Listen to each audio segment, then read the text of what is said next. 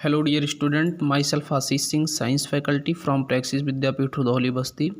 बच्चों, previous lecture में हमने रिप्रोडक्शन इन प्लांट लेशन को पढ़ा था और उसमें हमने रिप्रोडक्शन क्या होता है प्लांट में, रिप्रोडक्शन कौन सी चीज़ होती है, रिप्रोडक्शन नेसेसरी क्यों होता है और रिप्रोडक्शन के बेसिकली जनरली टाइप्स कौन कौन से होते हैं, ये सारी चीज़ें हमने डिस्कस की थी।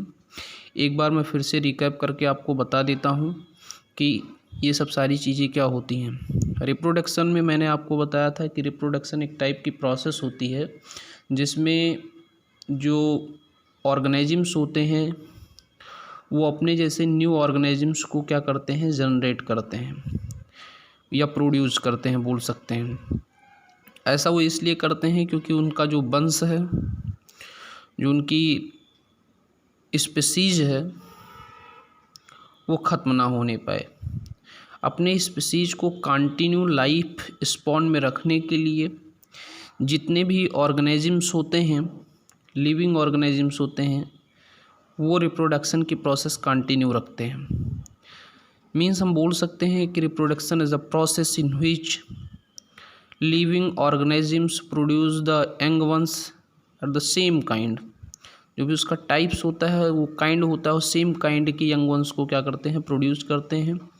दिस होल प्रोसेस भी also known as the reproduction. उसको हम क्या बोलते हैं, रिप्रोडक्शन बोलते हैं। रिप्रोडक्शन नेसेसरी क्यों होता है? क्योंकि उनकी लाइफ साइकिल जो है वो कंटिन्यूअसली क्या हो, चलती रहे। मीन्स उसका जो स्पीसीज है वो ख़त्म ना होने पाए, नष्ट ना होने पाए, तो इसलिए रिप्रोडक्शन की प्रोसेस होती है ज़रूरी। उसके बाद हमने बताया था कि रिप्रोडक्शन के कितने बेज हो सकते हैं। बेसिकली अब आज हम प्लांट में बात करेंगे। जो प्लांट होते हैं वो बेसिकली कई तरीके से रिप्रोड्यूस करते हैं, उसमें कई प्रोसेस आते हैं। जैसे बेसिकली मैं आपको बता दे रहा हूँ, जैसे एक तो होता है एसेक्सुअली, एक होता है एसेक्सुअली, दूसरा होता है फिजन, तीसरा होता है फ्रेगमेंटेशन,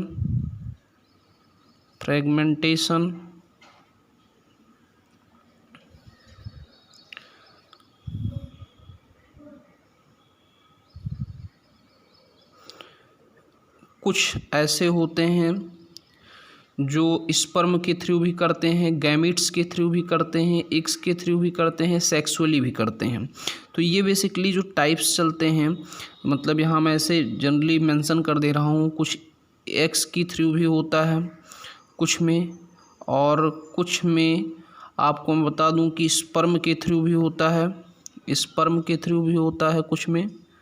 उसके बाद कुछ में सेक्सुअली भी होता है। तो एक बार मैं जनरली इसके बारे में आपको बता देता हूँ, सेक्सुअली भी होता है कुछ में। तो एक बार देखते हैं। प्लांट जो होते हैं, plant produce in a number of ways. The most primitive number of the plant kingdom green algae reproduce asexually, जिसमें ऑफ स्प्रिंग ओनली है वन पेरेंट, जिसके पास केवल एक पेरेंट होते हैं। बाई फिजन, इसको बोल सकते हैं स्प्लिटिंग वाला टर्म होता है, इसमें स्प्लिटिंग प्रोसेस होती है। उसके बाद आगे देखते हैं, other plant can produce by the asexual process called fragmentation, breaking apart. इसमें पार्ट जो होते हैं वो एक टूट जाया करते हैं, खंडित हो जाया करते हैं। तो इसमें फ्रेगमेंटेशन की प्रोसेस जो होती है, बेसिकली जो प्लांट होते हैं वो उसके थ्रू रिप्रोड्यूस होते हैं, रिप्रोड्यूस करते हैं अपने आप को। तो हमको ये चीज़ें थोड़ा सा ध्यान रखनी है। चलिए आगे बढ़ते हैं। तो एक होता है the remainder of plant produce sexually offspring with parent from each sex. फिर आगे चलते हैं, बाई रिलीजिंग गैमिट्स। कुछ ऐसे होते हैं जो गैमिट्स मतलब रिप्रोडक्टिव सेल को क्या करते हैं, रिलीज करते हैं, उनसे अंकुर निकल आते हैं कुछ इस तरीके से, तो गैमिट्स के थ्रू करते हैं। कुछ ऐसे होते हैं जो male reproductive cell are called sperm. जो मेल रिप्रोडक्टिव सेल होता है उसको हम क्या बोलते हैं, स्पर्म बोलते हैं। And female reproductive cell are called eggs, उसको हम एग्स बोलते हैं। ये हमको ध्यान रखना है कि जो हमारा मेल रिप्रोडक्टिव पार्ट होता है उसको हम स्पर्म बोलते हैं, और जो फीमेल रिप्रोडक्टिव सेल्स होते हैं उसको हम एग्स बोलते हैं। इसके बाद जो हमको छोटी छोटी चीज़ें इसमें जाननी है वो हमको ये जाननी है कि स्पोर क्या होते हैं। स्पोर में हमको थोड़ा सा जानना है। बेसिकली स्पोर्स जो होते हैं, मैं बोल दे रहा हूँ वैसे जनरली आपको बता दे रहा हूँ about the spore. Spore are reproductive cell that are able to develop into a new individual without fusing with another cell. Means ये है कि जो हमारा स्पोर होता है वो एक ऐसा सेल होता है जो कि एबल होता है एक नए इंडिविजुअल सेल में डेवलप होने में, और विदाउट फ्यूजिंग बिना किसी प्रकार के विखंडन के विथ अनदर सेल, और दूसरे सेल्स के द्वारा। In contrast seed are form when male and female gametes joint together, जब मेल और फीमेल गैमेट्स एक दूसरे के साथ ज्वाइंट होते हैं। उसके बाद जो बेसिकली इसमें कुछ सारी चीज़ें आती हैं, जैसे हम आपको बता दें, the spore are located on the under side of the leaves. जो हमारे स्पोर होते हैं वो जो हमारी पत्तियां होती हैं उसके अंडर साइड मीन्स उसके अंदर जो होते हैं प्रेजेंट होते हैं, and are carried to a new area by wind और रेन। और ये जो है एक नए एरिया को बनाते हैं जब हवा चलती है या फिर बारिश होती है पत्तियों में। तो ये बेसिकली काम किसका होता है? स्पोर का होता है।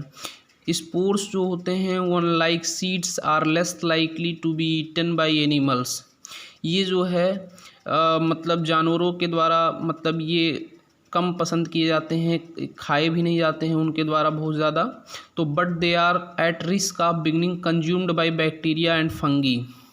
ये बेसिकली जो है जो हमारे बैक्टीरिया होते हैं और जो फंगी होते हैं उनके द्वारा ये थोड़ा सा कंज्यूम्ड कर दिए जाते हैं, ये रिस्केबल होता है उसके लिए।